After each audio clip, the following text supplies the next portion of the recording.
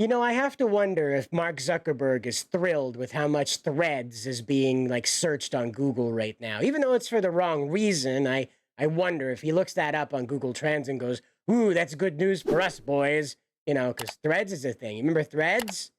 Yeah, like this is going to disappear just like Threads. We're all aware that Leslye Headland getting this job isn't by accident, right?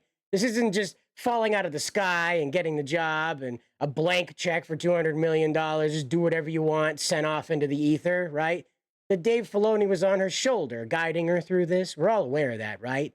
That he gave her permission to add this new witches cult that just makes babies out of threads, the Force, eclipses, Broadway musicals. We're not really sure how that worked. That they just did that. And everybody was like, okay, that's over with now. And they never did it again. That's the other thing. They never did it again. So Leslye Headland kind of feeling a bit defensive over how fans on the internet are reacting to the Acolyte, particularly, I would guess, Nerdrotic and Geeks and Gamers, as she comes in to address some of their more recent criticisms about how the Jedi are just being smeared left and right throughout this whole process, because those poor Darksiders, those poor dark side users, they don't get a fair shake. Everybody just hates on those guys. It's not like they're meant to be the incarnation of Satan and falling into sin and giving into, the horrible things in life. It's not like they get horrifically, like, deformed, horrifically scarred when they convert to that side as a symbol of their fall from grace. It's always an accident, right, Leslye? Just a horrible accident that happens to these guys that disfigures them for the rest of their lives because they chose the dark side. It's just accidents. Certainly not the Force or the Threads, I guess. But anyway, she has this to say. She says, the Acolyte's showrunner, Leslye Headland, defends the series' portrayal of the Jedi and says, it may feel like I'm criticizing the Jedi as they exist in George Lucas's era, but that's not the case. And she's right about that. She's not criticizing the Jedi. She's not calling the Jedi under Lucas, right? So as far as Mace Windu is concerned, as far as the council and in the movies, for instance, in the prequels, how they behave and operate and their codes and their conducts and their missions and their inner culture within that particular era of the Jedi, she's not applying her world to that, her world building to that. She's going into the Knights of the Old Republic. And I talked about this on a 01 stream. This is on this channel every Wednesdays at 9 p.m. Check it out. But I talked about this on the 01 stream, that my theory is that this is how fan fiction writers work.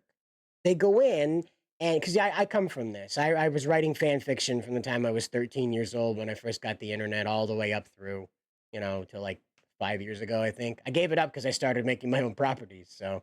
But the reality is that fan fiction, at least the stuff that Leslie's writing, usually goes back to a very ancient time from where the popular media exists. Let me give you an example. Let's use Pokemon for an example. A lot of people will not write stories about Ash and Brock and Misty going on an adventure together. They'll write about an original character that pre-exists Ash by so many decades and participated in something that either went awry and ended or was completed and ended and thus never referenced ever again. And this is where most of these amateur, dare I say, horny fan fiction writers usually plant themselves. I wrote Power Rangers, okay? I liked writing Power Ranger fanfic because I didn't feel the show went far enough with the action and the dynamics and the tactics they were using.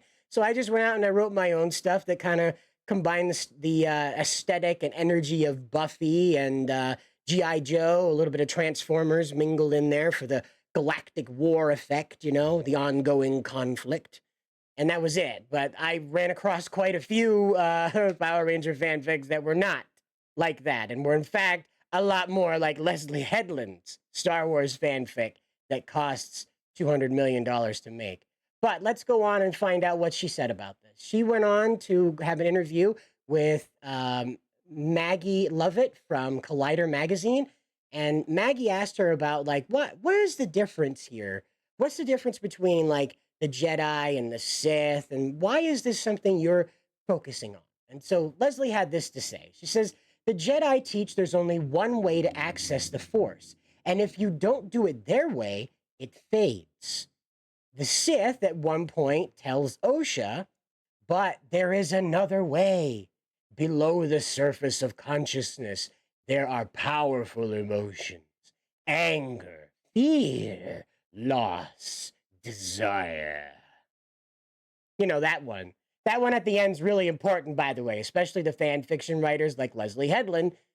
That last one's very important, okay? But again, like, you know, the interviewer Lovelet, she kind of pressed on this and asked her, like, you know, what do people look at things from a what are people going to get out of this from a different point of view? And so Leslye went on and said this, and she says, I hope it's making the audience look at it from a different point of view, and that's how the Force is used. Remember, George Lucas originally told us the light is meant to be the manifestation of what is holy and right and correct in the world, and the dark side is supposed to be the Sith. They're supposed to be the manifestation of everything that is wrong in the world. Satan, in other words, and God's light. And light, dark, you know, whatever. Call me crazy. It's not the yin yang. It's actually Satan in heaven, but whatever. Headland declared in turn, and added this in there, I can understand that fans, especially people who don't know the High Republic. Now, see, it's your fault, right? You don't know the High Republic. That's why you're mad at her. You're mad at her because you don't know the High Republic as good as she does. She knows it so good that a character that shouldn't be alive at this time is alive in it because she knows it so good, guys. And little tiny steak knivey daggers, the Jedi just absolutely defenseless against those things. They can pitch rocks at each other like the size of VW Beetles, as we saw in Kenobi when he was fighting Vader. But man, those little steak knives, whew, gets them every time, guys. Gets them every time. People who don't know the High Republic, as well as Leslye Headland, may feel that she's criticizing the Jedi as they exist in George Lucas's era, meaning the prequels in episodes 5 through 6. But this is not the case. She says, we're so much further back from that. We're in an era that Obi-Wan is talking about in A New Hope. We're in that period where the proliferation of power is so huge and far-reaching. Actually, in the next episode, you're going to see how far-flung, in particular, missions with the Jedi are and the lack of oversight thereof. You know, the lack of oversight when they were just like, yeah, just throw that guy in there and make sure that the Jedi are completely KO'd by tiny little steak knives. Little steak knives, guys. Who knew, right? Like, if only, like, Plagueis and Sidious knew this. Like, he didn't have to do the whole whirling lightsaber thing with the dragon noise in his office. Remember that when Mace Windu showed up to arrest him? Yeah, he didn't have to show up with noise. No, he just had to fling a knife at him. At this point, I'm pretty sure if you threw a fork at a Jedi, it'd kill him. Because that's just how stupid it is, right? These tiny little, that's going to be the excuse. It's tiny. They can't focus on the little tiny thing. They can read your mind. They can read your mind. They can implant memories. They can say, this is not the droid you're looking for. And you go, yes, this is not the droid I'm looking for. But, you know, they'll be damned to change the trajectory of a steak knife. Leslye Headland, all right? But it gets worse. Let's go on into this next piece, all right? So she even admits that this is fan fiction tier, okay? And she says, this title here from Spencer Bakuli says, the Acolyte showrunner, Leslye Headland, teases Reylo style. You remember the Reylos? The people that harangued, oh gosh, the actor that played Kylo. Oh no, Matt Driver. That plagued Matt Driver so badly that he ended up splitting up with his wife. Do you remember that? They had marital troubles because of these people interfering so harshly with his existence. I'm not sure what came of that. That's when I tuned out. I was like, I don't want to know anymore. I'm real sorry for you, Mr. Driver, that happened to you. But I guess this teaches you, like, don't get on with Disney. There's a whole lot of bad juju going on there. Whole lot of bad news. So it says, Leslye Headland teases a Reylo-style romance between O.R.C.A and Camere. I was sent one fanfic, and I was absolutely surprised at how prescient it was. And what that means is that how accurate it was to what her vision was executing this. Now, as I prefaced before, fan fiction tends to lean into the hot and heavy. There are guys like me that go out there that want to extend a universe out and explain theories and create whole new teams that go out and fill in the gaps in the mythos, you know? But there are also people like Leslye Headland, apparently, that want to make that a hot and heavy situation where you might want to see what actually happened with Darth Vader's battle, I have a headcanon that Vader created Rey. He repeated the process of Plagueis after tearing the galaxy apart, trying to find how to do it, masking that as the invasion of the Empire, right? Now, this means that he was overcome by the grief of losing not only Padme, but the children they were meant to have together as well. Because to his mind, Luke and Leia were dead. He didn't even know their names. They were gone. All right? They died with her. And he hurt her. So overcome with that grief, my logic is that he created Rey. But the way the Force is all screwy, it took 20 years for that to show up. And what she's meant to do is simply redeem him. That's it. She's meant to carry out what would have been Anakin's path had he not been taken by the dark side. And that's not to wipe out the Sith. It's simply to be be like the epitome, to be the bearer of light after Luke.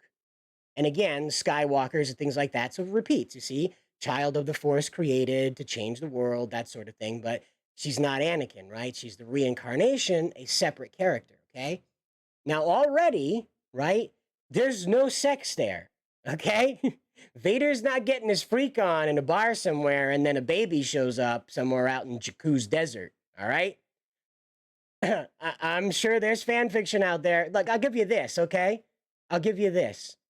If you truly want to take a tour of horror in the fan fiction in space, okay? Go over to Archive of Our Own and search Rhea or Rayla, right? Well, it's Rey and Leia, okay? I think it's Rhea. And you search those, right? On there, and particularly the blue dress. And it's a lesbian slash fic between Leia, old lady Leia, and Rey.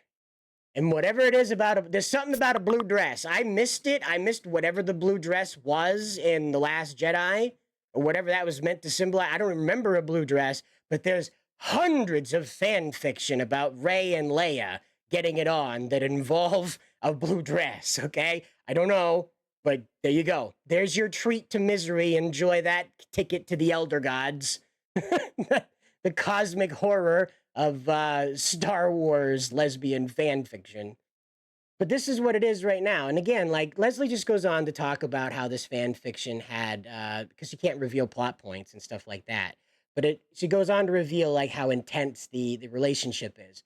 Now I have to remind you, right? If this is a Reylo style relationship, in that our protagonist O.R.C.A, who is the good sister, not the one that went around killing the Jedi, the other one, that was May that did that. Same hairstyle. But yeah, I know. I got confused too. Don't worry. But Kamir is the Smilo Ren guy that you saw in some of the previews that went around, had the goofy hat, goofy helmet there that he headbutts lightsabers and they go out for a second. Like, ooh, that's spooky. And yeah. So apparently they're going to have a relationship. Now, if you're not watching the show or paying attention to criticism, this is where this matters, okay? Smilo Ren here, Kamir, has either ordered or participated in the murder of most of O.R.C.A's guardianship and family. He has killed her previous love interest right in front of her. You saw that video going around, that gif of that Padawan with the two sabers getting yeeked in the chest there 3 times. That was that guy that did it, right in front of O.R.C.A. Not only that, he cut down the guy that was basically her father figure, Master Soul, and now she wants to get freaky with him? Let me remind you, this guy also told her sister, who was the one that went around killing the Jedi I referenced earlier with the steak knives, this is the guy that told her to do that. So he not only did this personally, he brainwashed her sister into committing these acts against her, and she wants to get it on with him. Okay? Let me remind you too. Like, let's go all the way back to what happened in The Last Jedi. No, The New Hope. No, not A New Hope. Force Awakens. That's right. That's when Kylo stabbed Han through the gut, and it was right in front of Rey. I'm sorry, I had to picture it and make sure she was there because I remember Chewie yelling and being upset, but I had a hard time remembering that she was upset too because, everybody just kind of likes to forget about that whole thing. I know I do. But so Rey is witnessing Kylo Ren cut Han up right in front of her. Now, Han has been the father figure to her. She's been trying to impress him and have a relation, kind of some type of positive relationship with him. Now, again, they just met just a little while before his death, but she had tried to bond with him as some type of other human, given how rare that is for her in her life as a junker on Jakku. Okay? So somehow, after all the trouble that Kylo's caused, and then again, all the murder, mayhem, and chaos that Kylo has caused, Rey is still somehow supposed to be attracted to him. This is a very strange through thread. I don't know if you guys are noticing it or not, but I've noticed it. And this is my big problem with what's going on with this show. Yes, it's very stupid. Yes, it causes a lot of continuity issues because as much as Leslye wants to say that she isn't causing continuity issues, she is. There's a reason why this stuff wasn't brought to film now that the stuff with the prequels is out, because it throws it all out of whack. Nothing that Leslye has done has explained how the Jedi behave in the current era. The only thing it's done is call all of that into question. It's caused all of the figures there, too. It causes us to question if the Jedi were helping the Sith to grow in power, if they were aware of Sidious even, because they can apparently read minds across the galaxy. So what's going on, right? That's my problem. But above and beyond this, here it is. This guy is a criminal. This guy has murdered people. This guy has murdered what equivalates to O.S.C.A's family, and now she's supposed to fall in love with him.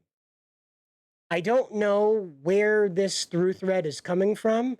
I don't remember this in the romance novels that I read when I was trapped at the laundromat when I was a kid. I got bored of playing with the old toys that were constantly wiped down with bleach wipes. So I ended up picking up the novels that were hanging out there while we were stuck waiting on laundry to get done. And I don't remember a guy murdering somebody's family and then the girl who's left over from all of that goes, "Take me away." I don't remember that. I'm very worried that that's now a thing that is repeated twice in Star Wars. All right? Leia was not falling in love with Vader. She was not falling in love with Boba Fett. She certainly wasn't falling in love with Jabba. So where did this come from? Why are the female characters now duty-bound, fall in love with their main abuser, with the central antagonist to their goals? I don't know about you, but it really bothers me, and it really gets under my skin when I start thinking about this stuff and the implications it starts setting up with people's expectations about the world.